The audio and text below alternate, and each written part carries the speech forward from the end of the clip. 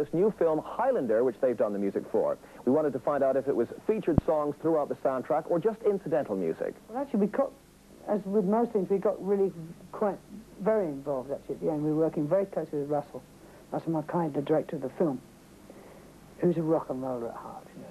He's a really...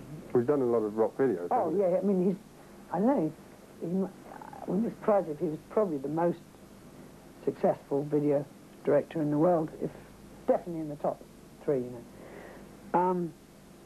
And that was great, because that enabled us to get involved in an easy way. And then we got involved with Chris Lambert, you know, and he was dying to be in the video, one of the videos, and Brian and I actually went out to Los Angeles and synced the sound onto the film at the same time as all the sound effects and the dialogue and everything. So that was great. It really was almost being involved with the film. We could see all the cuts that were being made in the film and the stuff that was being taken out because it was too rude or violent. And that was very interesting. What was the actual story about? It's about immortals.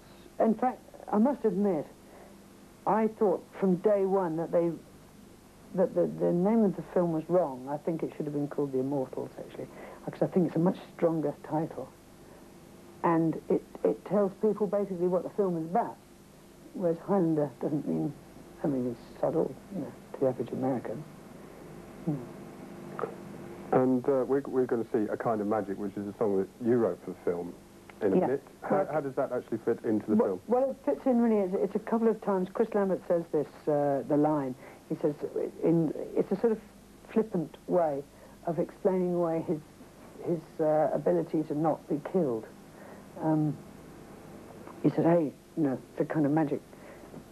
And it's such a nice, strong line. I just took the line, really, and made a song from it. It's a kind of magic.